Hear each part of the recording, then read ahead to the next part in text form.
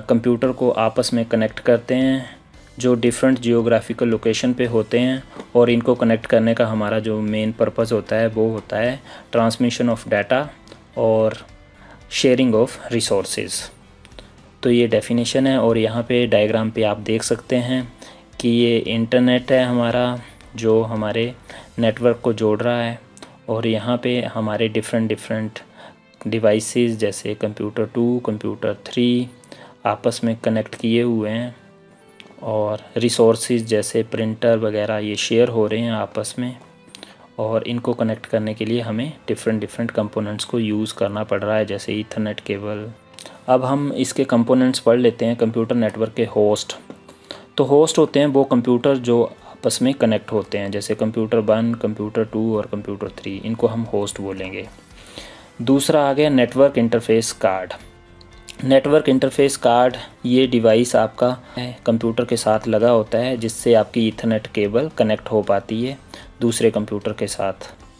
तीसरा आ गया हमारा ईथरनेट केबल जो वायर जिससे हमारे कंप्यूटर कनेक्ट होते हैं। वायरलेसली भी हो सकते हैं, बट अगर वायर के साथ हो तो ईथरनेट केबल ये है आपके पास। और फोर्थ है आपके पास हब स्विच रूटर। ये आपको हेल्प करते हैं कि अगर आपने कनेक्शन मल्टीपल डिवाइसेस के साथ शेयर करना है, बैंडविड्थ को शेयर करना है, डिवाइड करना है, तो आप हब स्विच रूटर का यूज़ करेंगे। और फिफ्थ है आपका इंटरनेट, जिससे आप किसी भी जियोग्राफिकल लोकेशन में कंप्यूटर को कनेक्ट कर सकते हैं नेटवर्क के ऊपर। So that's all for computer network and it's component. Next जो हमारा टॉपिक है वो है कंप्यूटर नेटवर्क के एडवांटेज और डिसएडवांटेज। तो जैसा कि आपने देखा कि कंप्यूटर नेटवर्क में हम डिफरेंट कंप्यूटर को डिफरेंट लोकेशन से कनेक्ट कर लेते हैं for the purpose of sharing of data and sharing of resources. और इसमें हमारे जो कंपोनेंट्स यूज़ हुए वो भी हमने देख लिए। तो कंप्यूटर नेटवर्क का एडवांटेज क्या है और डिसएडवांटेज क्या है वो हम यहाँ पे देखेंगे। शेयरिंग ऑफ रिसोर्सेज ये बहुत बड़ा एडवांटेज है हमारा। कम्युनिकेशन के लिए हम कंप्यूटर नेटवर्क का यूज़ करते हैं। परफॉर्मेंस इम्प्रूव करनी है तो हम कंप्यूटर नेटवर्क का यूज़ करते हैं। Low cost due to sharing of resources, हम प्रिंटर, स्कैनर ये सारे रिसोर्सेज शेयर कर लेते हैं जिससे कॉस्ट क्या हो जाती है, कम हो जाती है। रिलायबिलिटी और flexible working environment, all these are the advantage of computer network. अब डिसएडवांटेज देख लेते हैं कंप्यूटर नेटवर्क की।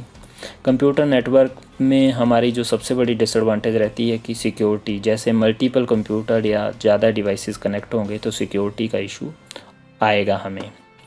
दूसरा है हमारे पास कि network hardware and software cost ये बढ़ जाती है। हमें स्पेशलाइज सॉफ्टवेयर चाहिए होते हैं, जैसे NOS चाहिए होगा हमें, वायरसेस आने के चांसेस ज़्यादा हो जाते हैं। इलीगल यूज़ ये भी एक डिसएडवांटेज हो सकता है नेटवर्क का। और रिक्वायर्ड टेक्निकल स्टाफ, अगर कंप्यूटर नेटवर्क में आपने मल्टीपल डिवाइसेस को कनेक्ट करना है और उनको मैनेज करना है तो आपको टेक्निकल स्टाफ की ज़रूरत पड़ेगी। डिपेंडेंसी ऑन सर्वर, ये सारे हैं disadvantage of computer network. Next है हमारा topic TCP/IP, transmission control protocol और इंटरनेट प्रोटोकॉल। TCP/IP ये आपके कलेक्शन ऑफ प्रोटोकॉल्स या रूल्स होते हैं जो आपको हेल्प करते हैं डाटा ट्रांसमिशन में अक्रॉस दी कंप्यूटर नेटवर्क। आपने कंप्यूटर नेटवर्क बना दिया, अब आपने उसमें डाटा ट्रांसफ़र करना है तो आपको TCP/IP रूल्स को फॉलो करना पड़ेगा, या कंप्यूटर उस रूल को TCP/IP रूल को कंप्यूटर को फॉलो करना पड़ेगा। अगर हम इस डायग्राम में देखें तो क्या हो रहा है, ये हमारा सेंडर है, ये रिसीवर है। तो सेंडर वाले एंड पे क्या हो रहा है, जो TCP प्रोटोकॉल है वो डाटा को ब्रेक कर रहा है, और फिर उसके बाद जो IP प्रोटोकॉल है वो हेल्प कर रहा है रूट करने में कि आपने डाटा को डेस्टिनेशन पे कहाँ पहुंचाना है, या डेस्टिनेशन का एड्रेस कहाँ का है वो IP एड्रेस बताएगा आपको। और TCP थर्ड स्टेप में जब डेस्टिनेशन पे डाटा पहुंच जाएगा हमारा तो उन पैकेट्स को रीअसेंबल करेगा ताकि वो यूज़र अंडरस्टैंडेबल फॉर्मेट में मिल जाए रेसिपिएंट एंड पे। तो TCP और IP के बीच में हम अब थोड़ा डिटेल में देख लेते हैं। TCP हमारा कनेक्शन बेस्ड प्रोटोकॉल होता है इसका काम होता है कि डाटा सेंडर वाले एंड से ब्रेक करके ले जाना और रिसीवर वाले एंड पे उसको असेंबल करना। और आईपी क्या है, कनेक्शन लेस प्रोटोकॉल है। इसका जो मेन पर्पस होता है वो फाइंड आउट करना कि किसने किसको डाटा भेजना, तो ये बताएगा कि हमारा डेस्टिनेशन फाइंड आउट करने में ये हेल्प करेगा। ये कनेक्शन लेस प्रोटोकॉल है। टीसीपी क्या करता है, ब्रेक करता है डाटा को सो दैट कि एफिशिएंटली हैंडल हो सके नेटवर्क के बीच में। और आईपी क्या करता है, एनवेल्प करता है और एड्रेस करता है डाटा को। टीसीपी करता है हमारा वेरीफाई करता है all the packet at the destination, की कोई पैकेट बीच में ब्रेक तो नहीं हो गया या इनकम्प्लीट तो नहीं है। अगर ये ऐसा है तो उसको डाटा को दोबारा रीसेंड करता है। और आईपी क्या करता है हमारा, आईपी जस्ट हमारा हेल्प करता है डाटा को सोर्स से डेस्टिनेशन तक पहुंचाने में। So that's all for TCP IP. Next है हमारा DHCP, dynamic host configuration protocol. जब भी आप कंप्यूटर नेटवर्क के साथ कनेक्ट होते हैं, सर्वर के साथ कनेक्ट होते हैं, तो आपको कुछ एक सेटिंग्स करनी पड़ती हैं अपने कंप्यूटर पे, डिवाइस पे, सो दैट कि आप सर्वर से डाटा को रिक्वेस्ट कर सकें, रिसोर्सेज को रिक्वेस्ट कर सकें और उन सर्विसेज का फ़ायदा उठा सकें। डीएचसीपी आपकी एक ऐसी नेटवर्क सर्विस है जो होस्ट कंप्यूटर को ऑटोमेटिकली असाइन कर देती है settings from server as opposed to manually. जो सेटिंग हमें मैनुअली करनी पड़ती थी, डीएचसीपी हमारी एक नेटवर्क सर्विस है वो ऑटोमेटिकली असाइन कर देती है। जो डीएचसीपी क्लाइंट होता है वो सर्विस को रिक्वेस्ट करता है और डीएचसीपी सर्वर वो सर्विस प्रोवाइड करता है डीएचसीपी क्लाइंट को। ये जैसे आप देख सकते हैं डीएचसीपी सर्वर है, ये क्लाइंट्स हैं, ये अनट्रस्टेड नेटवर्क के ऊपर हैं, ये ट्रस्टेड के ऊपर है। डीएचसीपी क्लाइंट रिक्वेस्ट करते हैं सर्विस को और सर्वर उस रिक्वेस्ट को फुलफ़िल करता है। यहाँ पे भी एक दूसरी डायग्राम भी आप देख सकते हैं। ये क्लाइंट ने रिक्वेस्ट भेजी सेटिंग से रिलेटेड, कॉन्फ़िगरेशन से रिलेटेड, और सर्वर ने उस रिक्वेस्ट को फुलफ़िल कर दिया। उसको आईपी एड्रेस, सब net mask, default router, DNS servers, ये सारी चीज़ें डीएचसीपी सर्वर ऑटोमेटिकली असाइन कर देता है डीएचसीपी क्लाइंट को। अब हम इसके एडवांटेज देख लेते हैं। मैनुअल कॉन्फ़िगरेशन का जो टाइम है वो कम हो जाता है ऑटोमेटिक कॉन्फ़िगरेशन से। और दूसरा है कि implementation does not required any additional cost. और तीसरा है ये एडमिनिस्ट्रेशन को नेटवर्क में सिंप्लीफाई कर देता है। और अगर इसकी डिसएडवांटेज देखें तो सिक्योरिटी बहुत बड़ा डिसएडवांटेज है। और सर्वर में कोई एरर आ जाए, कोई समस्या आ जाए तो आपकी जो कॉन्फ़िगरेशन है वो रुक जाती है, वो आप नहीं कर सकते हैं। नेक्स्ट है हमारा टॉपिक आईपी एड्रेसिंग। इंटरनेट के थ्रू अगर आपका कोई भी डिवाइस कनेक्टेड है तो उसको एक यूनिक नंबर असाइन किया हुआ है और उस यूनिक नंबर को बोलते हैं हम आईपी एड्रेस। इस यूनिक नंबर में दो चीज़ें होती हैं, नेटवर्क आईडी और होस्ट आईडी। नेटवर्क आईडी आपकी क्या करती है, आइडेंटिफाई करती है नेटवर्क को जिससे वो आईपी एड्रेस बिलोंग करता है। और होस्ट आईडी क्या करती है, यूनिकली आइडेंटिफाई ये होस्ट ऑन दी नेटवर्क। ये जो आईपी एड्रेस होता है वो 32 बिट का होता है और 4 सेक्शन में डिवाइड होता है। जो आईपी एड्रेस होते हैं इसके दो वर्जन हैं, IPv4 और IPv6। IPv4 32 बिट है और IPv6 128 बिट का है। IPv6 हमारा लेटेस्ट वाला है जो हमें ज़्यादा डिवाइसेस को सपोर्ट करता है। दो तरह के हमारे पास आईपी एड्रेस होते हैं, प्राइवेट आईपी एड्रेस और पब्लिक आईपी एड्रेस। पब्लिक जो होता है फर्दर डिवाइड होता है स्टैटिक आईपी एड्रेस और डायनेमिक आईपी एड्रेस में। क्लासेस देखें तो हमारी आईपी एड्रेस में 5 क्लासेस होती हैं जैसा कि आप स्क्रीन पे देख सकते हैं। क्लास ए में क्या है, फर्स्ट बिट रिजर्व है, नेक्स्ट 7 बिट हैं वो नेटवर्क आईडी की हैं और नेक्स्ट 24 बिट हैं आपकी होस्ट आईडी की। क्लास बी में 2 बिट रिजर्व है, नेक्स्ट 14 बिट है नेटवर्क आईडी की और नेक्स्ट 16 बिट है हमारी होस्ट आईडी की। क्लास सी में हमारी 3 बिट रिजर्व है, 21 बिट है नेटवर्क आईडी की और होस्ट आईडी की है 8 बिट। और क्लास में हमारी 4 बिट रिजर्व है और नेक्स्ट वाली है मल्टीकास्ट के लिए 28 बिट। और क्लास ई में हमारी 5 बिट रिजर्व है और नेक्स्ट है फ्यूचर यूज़ के लिए। तो अगर हमने डिफरेंट क्लासेस के स्टार्टिंग और एंड एड्रेस कैलकुलेट करने हैं तो हम इन बिट के एलोकेशन के बेसिस के ऊपर कर सकते हैं। जैसा कि आप क्लास ए में देखेंगे कि स्टार्टिंग एड्रेस तो मिनिमम 000 ही रहेगा और जो एंड एड्रेस होगा जैसे कि फर्स्ट बिट इसमें रिजर्व है 0 तो यहाँ पे 0 ही रहेगा और बाकी जगह मैक्सिमम क्या हो सकता है बाइनरी नंबर का 111। तो फर्स्ट ऑक्टेट के लिए हमारा आएगा 127 और नेक्स्ट के लिए 255। इससे आप कैलकुलेट कर पाते हैं class A, class B, C, D, E का स्टार्टिंग और एंड एड्रेस, जैसे कि आप यहाँ पे देख सकते हैं। तो ये था हमारा आईपी एड्रेस के बारे में। आई होप कि आपको समझ आ गया होगा। नेक्स्ट टॉपिक है IP routing. Specifying and discovering path in A TCP IP network along which network data में बी सेंड। आपका कंप्यूटर नेटवर्क में डाटा ट्रांसफ़र करने के लिए पाथ को डिस्कवर करना टीसीपी आईपी नेटवर्क में आईपी रूटिंग कहलाता है। और ये दो तरह का होता है, स्टैटिक और डायनेमिक। जो स्टैटिक में होता है आपका मैनुअली रूट्स ऐड करते हैं रूटिंग टेबल में, और जो डायनेमिक में क्या होते हैं, जो रूट्स होते हैं वो डायनेमिकली ऐड होते हैं रूटिंग टेबल के अंदर ऑटोमेटिक। स्टैटिक रूटिंग जो होती है हमारी लिमिटेड होती है, स्मॉल एरिया के लिए होती है, और जो डायनेमिक रूटिंग होती है वो हमारी स्मॉल टू लार्ज एरिया दोनों के लिए होती है। दूसरा जो डिफरेंस है, it fails to adopt failure and network outage. अगर हम बात करें डायनेमिक की तो it adopt to failure and network outage. तीसरा है हमारा कि जो स्टैटिक रूटिंग होती है ये सिंपल होती है, मैनुअली होती है, शॉर्ट नेटवर्क के लिए होती है। डायनेमिक रूटिंग होती है ये कम्प्लेक्स होती है, लार्ज नेटवर्क के लिए होती है, स्केलेबल होती है। चौथा जो डिफरेंस है वो है प्रेडिक्टेबिलिटी, क्योंकि इसमें जो रूट होते हैं वो प्री डिफाइन होते हैं। डायनेमिक रूट होता है, इसमें प्रेडिक्टेबिलिटी नहीं होती है। इसमें हमारा चेक होता है कि नेटवर्क पे ट्रैफिक कितना है, टोपोलॉजी कौन सी है, उसके बेसिस के ऊपर ही डिसाइड होता है कि आपने कौन सा रूट फॉलो करना है। तो ये था हमारा आईपी रूटिंग। नेक्स्ट है हमारा नेटवर्क ऑपरेटिंग सिस्टम। जैसा कि आपको पता है कि जब आप मल्टीपल कंप्यूटर को कनेक्ट करते हैं तो उनमें डाटा ट्रांसफ़र करने के लिए, शेयरिंग ऑफ रिसोर्सेज करने के लिए आपको एक ऐसे सॉफ्टवेयर की ज़रूरत पड़ती है जिससे आपकी सिक्योरिटी भी बनी रहे और वो डाटा ट्रांसफ़र और शेयरिंग ऑफ रिसोर्सेज भी इजीली हो पाए। तो एनओएस क्या करता है, हमें रन्स ऑन ए सर्वर और सर्वर कैपेबिलिटी प्रोवाइड करता है, जिससे क्या होता है हमारा डाटा, यूज़र और ग्रुप्स को हम इजीली मैनेज कर सकते हैं नेटवर्क के ऊपर। एनओएस हमें मल्टीपल डिवाइसेस के साथ कम्युनिकेट करने में और शेयरिंग ऑफ रिसोर्सेज में हेल्प करता है।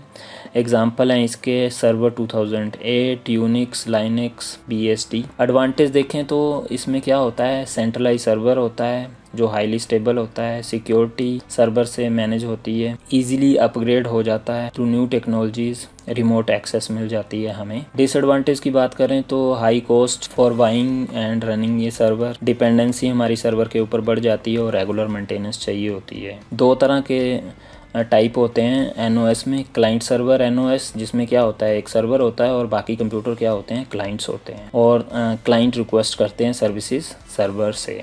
दूसरा होता है पेयर टू पेयर एनओएस। इसमें क्या होता है सभी जो टर्मिनल होते हैं उनकी इक्वल प्रेफरेंस होती है। So that's all for network operating system.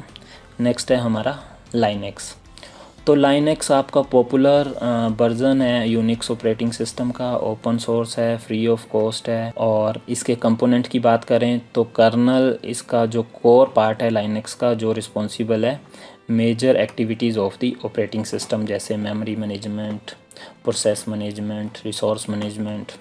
और सिस्टम लाइब्रेरीज़ क्या करती हैं, हमारी ऐसे फंक्शन प्रोवाइड करती हैं जिससे हम कर्नल के फीचर को एक्सेस कर पाते हैं। और सिस्टम यूटिलिटीज़ क्या होती हैं, program are responsible to do specialize individual level task. जो लाइनक्स के वेरिएंट है डिफरेंट वो इस तरह से हैं, CentOS, Ubuntu, Debian, Fedora etcetera. Advantage बात करें लाइनक्स की तो ये फ्री ऑफ कॉस्ट है, ओपन सोर्स है, सिक्योरिटी इसमें हाई होती है, network port GNU software provide करता है, और शेल इसमें कमांड लाइन इंटरफेस हमें मिलता है। डिसएडवांटेज की बात करें तो अंडरस्टैंडिंग थोड़ी डिफ़िकल्ट होती है विंडोज़ के कंपैरिजन में या बाकी ऑपरेटिंग सिस्टम के कंपैरिजन में।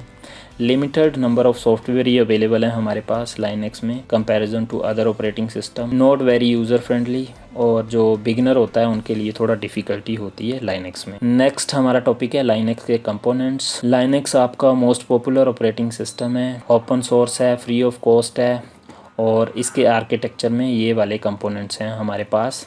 अगर देखें हम डायग्राम में, हार्डवेयर है, हार्डवेयर के ऊपर वाली लेयर में है कर्नल जो डायरेक्टली इंटरेक्ट करता है हार्डवेयर से। उसके बाद आता है हमारा शेल, हम कमांड्स दे सकते हैं कर्नल को हार्डवेयर से कोई भी ऑपरेशन करवाने के लिए।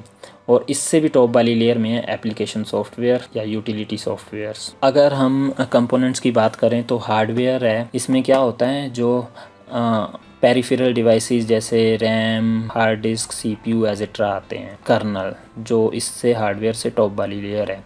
कर्नल हमारा कोर प्रोग्राम है जो रिस्पॉन्सिबल है हमारा एलोकेटिंग ऑफ रिसोर्सेज और scheduling the jobs so that कि हर एक जॉब को फेयर शेयर ऑफ रिसोर्सेज मिल सके, ये डिसाइड करता है हमारा kernel. Process management, memory management, device management, ये सारे कर्नल के काम है। सिस्टम लाइब्रेरीज आपकी ऐसे फंक्शन प्रोवाइड करती हैं जिससे हम कर्नल के फीचर्स को एक्सेस कर पाते हैं। शेल आपका कमांड लाइन इंटरफेस है जो यूज़र से कमांड रिसीव करता है और कर्नल उन कमांड्स को एग्जीक्यूट करता है। एप्लीकेशन सॉफ्टवेयर हमारे पास डिफरेंट टाइप्स ऑफ के सॉफ्टवेयर होते हैं जो हम लाइनक्स ऑपरेटिंग सिस्टम में इंस्टॉल कर लेते हैं और डिफरेंट काइंड ऑफ। नेक्स्ट आ गया हमारा Ubuntu. Ubuntu is free open source operating system with more than 20 million user world wide. Ubuntu officially जो रिलीज़ हुआ है वो 3 एडिशन में रिलीज़ हुआ है, डेस्कटॉप, सर्वर और core for internet of things, devices and robots. ये उबंटू की जो स्क्रीन है फर्स्ट वाली वो है। एडवांटेज की बात करें तो ये फ्री ऑफ कॉस्ट है, ओपन सोर्स है, ईजी टू यूज़ है, ब्यूटीफुल है, फास्ट है, सिक्योर है। डिसएडवांटेज की बात करें तो एप्लीकेशन सॉफ्टवेयर इसमें रिलेटिवली लो हैं compare to other operating system, less suitable for gaming. All these are the disadvantage of Ubuntu. Next है लाइनक्स यूनिटी इंटरफेस। जो यूनिटी इंटरफेस है वो क्या है, उबंटू का डेस्कटॉप एनवायरनमेंट है। यूनिटी इंटरफेस आपको इंटरफेस प्रोवाइड करता है जिससे आप मेनूज को ड्रैग, ड्रॉप और इंटरेक्ट कर सकते हैं उबंटू ऑपरेटिंग सिस्टम के साथ। ये है यूनिटी इंटरफेस। सबसे पहले panel, it contain status and application menus जहाँ पे आप setting for system and program कर सकते हैं। लॉन्चर आपका जैसे विंडो में टास्क बार होती है उसी तरह इसमें लॉन्चर होता है। कोई भी नई एप्लीकेशन ऐड होगी तो वो आपको लॉन्चर में दिखाई देगी जब तक वो रन हो रही होगी। जैसे टास्क बार में कोई भी एप्लीकेशन हम ओपन करते हैं वो दिखाई देती है, वैसे ही लॉन्चर में हम कोई एप्लीकेशन ओपन करेंगे तो वो लॉन्चर में दिखाई देगी। नेक्स्ट है डेस्कटॉप। जैसे विंडोज़ में डेस्कटॉप होता है वैसे ही डेस्कटॉप होता है। इस डेस्कटॉप को आप वर्क स्पेस के रूप में यूज़ कर सकते हैं। आप यहाँ पे एप्लीकेशन को रन कर सकते हैं, प्रोग्राम को रन कर सकते हैं, ऐप्स को ओपन कर सकते हैं। उसके बाद आ गया हमारा डैश। ये आपका जैसे विंडो में स्टार्ट बटन होता है बिल्कुल उसी तरह काम करता है। यहाँ पे आप डिफरेंट एप्लीकेशन को क्या कर सकते हैं, सर्च कर सकते हैं और उनको रन कर सकते हैं। नेक्स्ट है हमारा लाइनक्स डेस्कटॉप एनवायरनमेंट। जीनोम आपका लाइनक्स का फ्री और ओपन सोर्स डेस्कटॉप एनवायरनमेंट है। Genome 3 is the default desktop environment for major Linux distribution including Fedora, Debian, Ubuntu, etc. or Unity and GNOME are the desktop environment. Both are developed by GTK। और अगर हम इसकी diagram देखें तो ये है हमारे पास ऑलमोस्ट सेम ही होती है हमारी यूनिटी इंटरफेस की तरह। Top bar provide access to date and time, system indicator, currently open application. उसके बाद सिस्टम इंडिकेटर, इसमें क्या होगा आपके पास डिफरेंट आइकन होंगे जो बैटरी, नेटवर्क और साउंड से रिलेटेड इंफॉर्मेशन देंगे। आप dock showing currently open apps and shortcut to your favourites. ये है हमारा dock. App drawer, it list all the apps install on your computer. इसमें list of all the app होंगी जो हमारे सिस्टम में इंस्टॉल हो। उसके बाद है डेस्कटॉप। ये आपका मेन वर्क एरिया होगा जहाँ पे आप ऐप्स को क्या कर सकते हैं, ओपन कर सकते हैं और रन कर सकते हैं। सर्च, यहाँ पे क्या कर सकते हैं आप डिफरेंट फाइल को सर्च कर सकते हैं जो हमारे सिस्टम में हैं या कंप्यूटर में हैं। ये 2 डायग्राम है आपके पास डेस्कटॉप एनवायरनमेंट की। ये जीनोम की है और यूनिटी की आपने जैसे पहले पढ़ा, ये यूनिटी इंटरफेस है और ये है जीनोम। नेक्स्ट है हमारा शेल। शेल हमारा कमांड लाइन इंटरफेस हो जहाँ पे हम कीबोर्ड से, स्टैंडर्ड इनपुट डिवाइसेस से या फाइल से कमांड देते हैं और वो कमांड एग्जीक्यूट होती हैं और यूज़र को डिज़ायरेबल रिज़ल्ट प्रोवाइड करती हैं आउटपुट डिवाइसेस के ऊपर। इसको इसीलिए हम बोलते हैं कमांड इंटरप्रेटर। ये है डायग्राम हार्डवेयर, कर्नल, शेल और यूटिलिटीज़। तो शेल आपका कर्नल से जस्ट ऊपर वाली लेयर है। यहाँ पे यूज़र क्या करता है, कमांड प्रोवाइड करता है और शेल क्या करता है, कर्नल से उस कमांड को एग्जीक्यूट करवाता है। टाइप्स देखें इसके शेल के तो सबसे पहले शी शेल। इसका syntax like C programming language होता है और बड़ा यूजफुल होता है उन लोगों के लिए जो सी के साथ फेमिलियर होते हैं। बोर्न शेल ये सबसे ओल्डेस्ट और मोस्ट कॉमन शेल है in Linux. Core shell is also based on Bourne shell with command line editing facility improvement. इसमें command line editing facility भी होती है. Next है bash shell.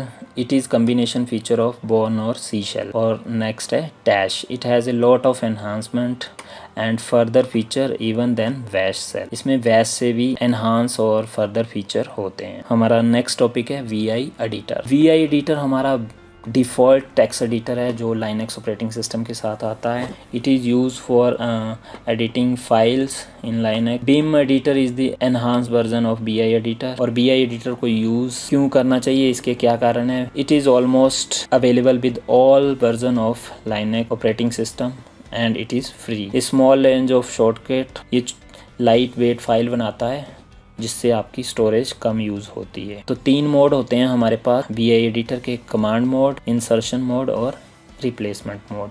कमांड मोड में क्या होता है कि ये डिफ़ॉल्ट मोड होता है. आप कमांड्स को टाइप कर सकते हैं और उन कमांड्स को एग्जीक्यूट कर सकते हैं. Using HLKJ keyword you can move cursor left, right, top और down. To enter into command mode from the other mode press escape key. Insertion mode में क्या होता है? In this mode you can insert, append, edit और replace text. To switch to insertion mode आपको insert key दबानी पड़ेगी. Replacement mode allow you to replace existing text by the text you capture. और इसके साथ जो शॉर्टकट की हैं वो है :Q to quit the BI, :Q not quit by discarding the changes, :W save content of the file और :WQ save file and quit. All these are the shortcut of BI editors. Next है हमारा pipelines इन Linux. Pipe आपका एक temporary storage area होता है जहाँ पे आप एक कमांड की आउटपुट को स्टोर करते हैं और फर्दर उस जो आउटपुट है उसको नेक्स्ट कमांड के लिए इनपुट के रूप में देते हैं. लाइनक्स में पाइप को रिप्रेजेंट करते हैं वर्टिकल बार के साथ. ये कीबोर्ड में सिंबल होता है आपका. Pipe are use to redirect a stream from one program to another program. अगर आप यहाँ पे डायग्राम देखें तो एक प्रोसेस चल रही है, उसका रिजल्ट आया, फिर आपने पाइप में उस रिजल्ट को स्टोर किया और दूसरी प्रोसेस के लिए उस रिजल्ट को एज ए इनपुट प्रोवाइड कर दिया. यहाँ पे भी देख सकते हैं आप पाइप क्या कर रही है, एक टास्क के रिजल्ट को स्टोर कर रही है और दूसरी टास्क को वो रिजल्ट प्रोवाइड कर रही है. यहाँ पे ज़रूरी नहीं है कि आप एक कमांड का आउटपुट दूसरी कमांड को ही दे सकते हैं. आप दूसरी की तीसरी को मल्टीपल टाइम भी हो सकता है ये. जैसे अगर हम एक एग्जांपल ले ls पाइप LPR, तो ls क्या करती है? डिस्प्ले करती है list of file in current working directory और LPR क्या करती है? प्रिंट करती है. तो ls LPR से क्या होगा, आपका जो ls ने लिस्ट ऑफ फाइल और डायरेक्टरीज को शो किया होगा वो हमारी LPR कमांड को चली जाएंगी और वो हमारी प्रिंट हो जाएंगी. अगर एडवांटेज देखें हम पाइपलाइंस की तो क्या है? नेचुरल सिंक्रोनाइजेशन हो जाती है, सिंपल टू यूज़ है, no extra system call required to communicate. और डिसएडवांटेज देखें तो ओनली रिलेटेड प्रोसेसेस ही कम्युनिकेट कर सकती हैं. वन डायरेक्शन कम्युनिकेशन होता है, कर्नल इन्वॉल्व होता है और less memory size. All these are the disadvantage of pipelines. Next हमारा टॉपिक है input output redirection. The basic flow of Linux commands का क्या होता है कि स्टैंडर्ड इनपुट डिवाइस से इनपुट लेनी और स्टैंडर्ड आउटपुट डिवाइस को आउटपुट प्रोवाइड करनी. बट इनपुट आउटपुट रीडायरेक्शन में आप क्या कर सकते हैं, इस स्टैंडर्ड जो फ्लो है उसको चेंज कर सकते हैं. स्टैंडर्ड इनपुट डिवाइस जो कीबोर्ड है उसकी जगह आप फाइल से भी इनपुट ले सकते हैं और आउटपुट डिवाइस जैसे मॉनिटर है आपका उसकी जगह आप फाइल को आउटपुट भी प्रोवाइड कर सकते हैं. तो आउटपुट रीडायरेक्शन के लिए आपका ग्रेटर देन सिंबल यूज़ होगा और LSAL आउटपुट रीडायरेक्शन फाइल 1. तो आपकी जो ls कमांड से जो भी रिज़ल्ट आएगा वो फाइल 1 में हमारा चला जाएगा. इनपुट रीडायरेक्शन में क्या होगा, आपका लेस देन जो सिंबल है वो हमारा इनपुट रीडायरेक्शन के लिए यूज़ होता है. इसको STDIN बोलते हैं. स्टैंडर्ड इनपुट के साथ हम कीवर्ड की जगह हम स्टैंडर्ड इनपुट यहाँ पे फाइल को कर सकते हैं. इससे क्या होगा, in a shell command instruct the shell to read input from a file instead of keyword. तो स्टैंडर्ड इनपुट वो कहाँ से रीड करेगा, फाइल 1 से करेगा रीड कंपैरिजन टू कीबोर्ड से. तीसरा है हमारा एरर रीडायरेक्शन. बाय डिफ़ॉल्ट जो error stream is display on screen error जो होते हैं वो डिस्प्ले होते हैं हमारे स्क्रीन के ऊपर, बट हम एरर को एरर फाइल में भी शो कर सकते हैं। तो ये है हमारी उसकी कमांड माई प्रोग्राम 2। इसको रन करेंगे और कोई एरर आएगा तो हम उसको क्या कर देंगे, एरर फाइल में मूव कर देंगे। अब we are executing a program name my program और यूजिंग टू ग्रेटर देन को यूज़ करेंगे हम एरर रीडायरेक्शन के लिए। We redirect the error output to the file name error file. हम आउटपुट को रीडायरेक्ट कर देंगे एरर फाइल के अंदर instead of displaying that error on the screen. तो इनपुट आउटपुट रीडायरेक्शन में मेनली क्या हो रहा है, हमारा जो स्टैंडर्ड हमारा फ़्लो है उसको हम चेंज कर रहे हैं। कीबोर्ड और स्क्रीन की जगह फाइल या किसी और डिवाइस को यूज़ कर रहे हैं स्टैंडर्ड इनपुट और आउटपुट डिवाइस की जगह पे। नेक्स्ट है लाइनक्स फाइल सिस्टम। लाइनक्स में आपकी हर एक चीज़ को हम फाइल ट्रीट करते हैं, जैसे हमारा DVD ROM, USB device, floppy drive. To organize the file in Linux we create folders, logical collection of file on a partition और डिस्क। लाइनक्स का जो फाइल स्ट्रक्चर है वो हायरार्किकल फाइल स्ट्रक्चर है, like a upside down tree with the root directory on the top of the tree और root of the file, जिससे बाकी सारी डायरेक्ट स्प्रेड होती हैं। अगर फाइल सिस्टम की डिटेल देखें तो ये रूट डायरेक्टरी है और इससे बाकी सारी डायरेक्टरीज निकलती हैं। यहाँ पे डिफरेंट फोल्डर हैं। बिन जो डायरेक्टरी है वो क्या है, बाइनरी फाइल को स्टोर करती है। ETC हमारी कॉन्फ़िगरेशन फ़ाइल को, डेब डिवाइसेस फ़ाइल को, टेम्परेरी फ़ाइल को, जैसे इनका नाम है शॉर्ट नेम में हमने यहाँ पे रख दिया हुआ है। डिफरेंट फाइल डिफरेंट फोल्डर में डायरेक्टरीज़ में स्टोर हैं लाइनक्स फाइल सिस्टम में। Reason for maintaining the file system क्या है, हमारे file system is design to provide space for non volatile storage. File system हमारा नॉन वोलेटाइल स्टोरेज डिवाइसेस को space provide करता है। और दूसरा है data storage is preferred on hard drive due to RAM high cost. ये हमारे different file system हैं। यहाँ पे देखें हार्डवेयर से ऊपर EX3, EX4, BFAT, ये सारे हमारे फाइल सिस्टम हैं। ये वर्चुअल फाइल सिस्टम और उसके बाद कर्नल। नेक्स्ट है हमारा फाइल सिस्टम के कुछ एक feature, case sensitivity. Case sensitive होते हैं आपके जो लाइनक्स फाइल सिस्टम होता है। स्मॉल और कैपिटल लेटर का डिफरेंट मीनिंग होता है फाइल नेम में। स्पेसिफाइंग पाथ आपके फॉरवर्ड स्लैश से होते हैं, विंडोज़ में वो बैकवर्ड स्लैश से होते थे। File extension is not necessary in Linux. Hidden file are started with dot in Linux. तो all these things are about Linux file system. Next है cyber laws. Cyber laws is a generic term which refer to the all the legal and regular aspect of internet and world wide web. Cyber laws जो हमारे India में हैं वो IT act 2000 में include हैं, जो हमारा इन्फोर्स हुआ था अक्टूबर 17, 2000 में। Cyber laws is the laws governing cyber space, जिसमें क्या आ गया हमारा network, software, storage, website, phone, ATM machine etcetera. तो किन किन चीज़ों से रिलेटेड है हमारे cyber laws? Intellectual properties, that is the result of creativity such as patent, copyright, इन चीज़ों का ध्यान रखना वो हमारा इंटेलेक्चुअल प्रॉपर्टीज़ में आता है साइबर लॉज के अंदर। दूसरा है डाटा प्रोटेक्शन एंड प्राइवेसी के अकॉर्डिंग ये है कि हमारा जो डाटा की प्रोटेक्शन और डाटा को ऑथराइज यूज़र ही एक्सेस कर पाए, अनऑथराइज यूज़र उसको एक्सेस ना कर पाए। तीसरा है साइबर क्राइम्स को रोकने के लिए, ऐसे क्राइम्स जो कंप्यूटर और इंटरनेट की वजह से हो रहे हैं उनको हैंडल करने के लिए हमें साइबर लॉज की ज़रूरत पड़ती है। चौथा है इलेक्ट्रॉनिक एंड डिजिटल सिग्नेचर। जो हमारे डॉक्यूमेंट आजकल इंटरनेट के ऊपर शेयर हो रहे होते हैं एक जगह से दूसरी जगह, तो उनकी ऑथेंटिसिटी हमारी चेक होती है इलेक्ट्रॉनिक और डिजिटल सिग्नेचर से। तो ये भी हमारे रिलेटेड होते हैं साइबर लॉज से। तो all these things are related to cyber laws, जैसे cyber crime, data protection, intellectual property और डिजिटल सिग्नेचर। नेक्स्ट है साइबर क्राइम्स। ऐसे क्राइम्स जो हमारे कंप्यूटर और इंटरनेट की वजह से होते हैं उनको बोलते हैं हम cyber crimes. Cyber criminal various strategies plan करते हैं to attack computer and system. किस तरह के हमारे पास साइबर क्राइम है, जैसे फ्रॉड, किसी की इन्फॉर्मेशन को अल्टर करना, डिलीट करना, स्टील करना, चुराना, अनफेयर तरीके से उसको फ्रॉड बोलते हैं। हैक करना मतलब किसी का डाटा उसकी परमिशन के बिना थेफ्ट करना या प्राइवेसी पॉलिसी को ब्रेक करके किसी का डाटा एक्सेस करना हैकिंग में आता है। आइडेंटिटी थेफ्ट जैसे किसी के sensitive information, debit card information, credit card information, किसी के पासवर्ड वगैरह चुराना। वायरसेस, ये भी आपका साइबर क्राइम का ही एक पार्ट है, जिससे क्या होता है अनऑथराइज यूज़र आपके सिस्टम की एक्सेस प्राप्त कर लेता है।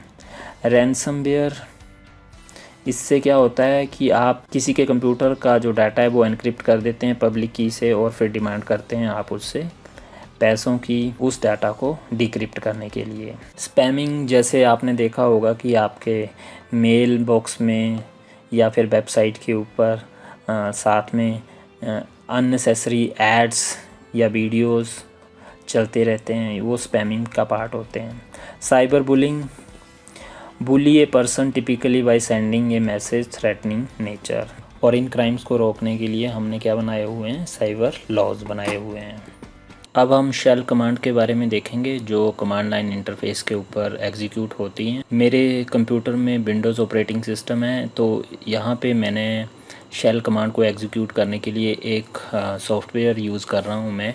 कंसोल सॉफ्टवेयर का नाम है, जिससे मैं लाइनक्स की कमांड विंडो ऑपरेटिंग सिस्टम से रन कर सकता हूँ। तो आप देखेंगे यहाँ पे मेरे पास एफ ड्राइव में लाइनक्स एक फ़ोल्डर है, और मैं कंसोल से इसी लोकेशन पे आना चाहता हूँ। अब अभी मैं एफ ड्राइव में हूँ, यहाँ पे आप चेक कर सकते हैं।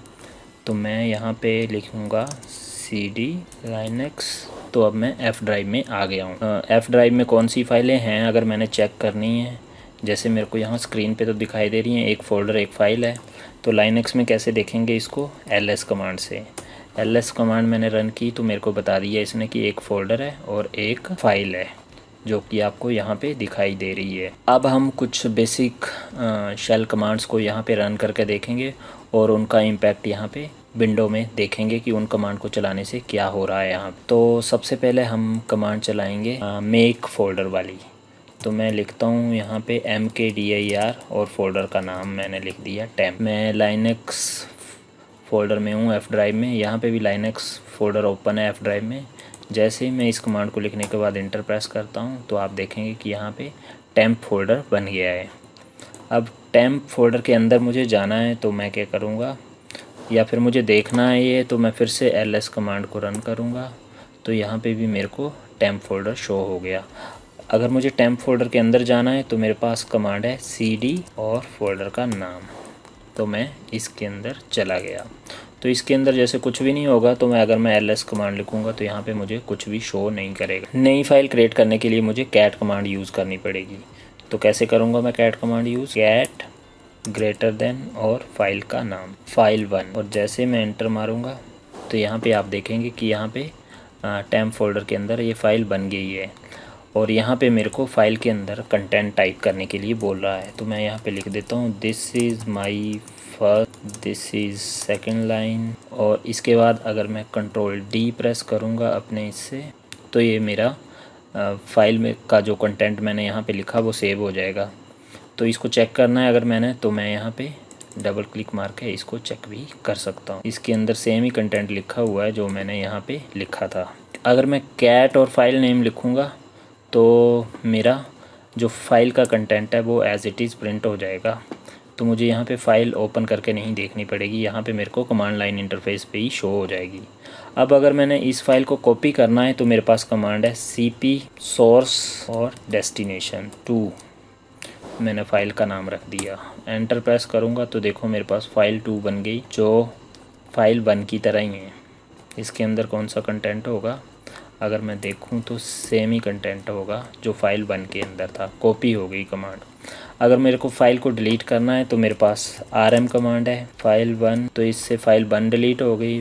फ़ाइल 2 को डिलीट करना है तो फ़ाइल 2 डिलीट हो जाएगी। देख कमांड मैं यहाँ पे लिख रहा हूँ, और उसका इम्पैक्ट मेरे को यहाँ पे ग्राफिकल इंटरफेस पे शो हो रहा है।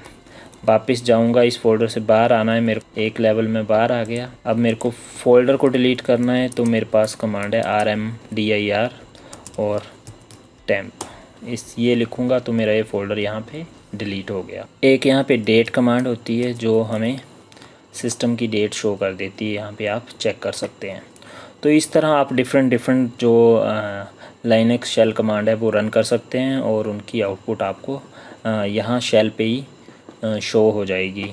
ये मैं विंडो प्लेटफॉर्म पे कर रहा हूँ तो मैं आपको यहाँ पे ग्राफिकल इंटरफेस पे भी दिखा रहा हूँ कि इन कमांड का क्या डिफरेंस आता है, कैसे इनका इम्पैक्ट दिखता है। अब हम क्विक रिव्यू करते हैं कि हमने अभी क्या क्या पढ़ा है। NOS हमें सर्वर कैपेबिलिटी प्रोवाइड करता है, जिससे क्या होता है जो रिसोर्सेज को शेयर करना और कम्युनिकेशन का टास्क क्या हो जाता है, इजी हो जाता है। Centralize server, security, remote access, all these are the advantage of NOS। High cost and regular maintenance are the disadvantage of NOS। इस चैप्टर में जो हमने टॉपिक पढ़े वो थे कंप्यूटर नेटवर्क, TCP/IP, IP और साइबर लॉस। अब हम जाते जाते क्वेश्चन आंसर देखेंगे जो भी इस चैप्टर के हैं, इंपॉर्टेंट बनते हैं। तो ये इस चैप्टर के क्वेश्चन हैं, आप यहाँ से पढ़ सकते हैं। और अगर आपको इनके आंसर चाहिए तो आप इस वीडियो के डिस्क्रिप्शन बॉक्स में यूट्यूब से लिंक पे क्लिक करके इन आंसर की सॉफ्ट कॉपी डाउनलोड कर सकते हैं। ट्रू फॉल्स इस चैप्टर से रिलेटेड ये हैं, वो आप अपने नॉलेज के लिए यहाँ से पढ़ सकते हैं, इनके आंसर भी नीचे दिए हुए हैं। और लास्ट बट नॉट लीस्ट, अगर आपके पास 9 to 12 क्लासेस कंप्यूटर साइंस का सिलेबस और ई-बुक्स अवेलेबल नहीं है तो आप हमारी वेबसाइट से सिलेबस, ई-बुक्स और वीडियो ट्यूटोरियल डाउनलोड कर सकते हैं। वेबसाइट का नाम है magicinfo.in। Thanks for watching us. अगर आपकी इस टॉपिक से रिलेटेड, इस चैप्टर से रिलेटेड कोई भी क्वेरी है या कोई सजेशन है तो आप हमें ईमेल कर सकते हैं या फिर यूट्यूब में कमेंट बॉक्स में लिख सकते हैं। हमारी ईमेल आईडी है magicinfosynopsis@gmail.com।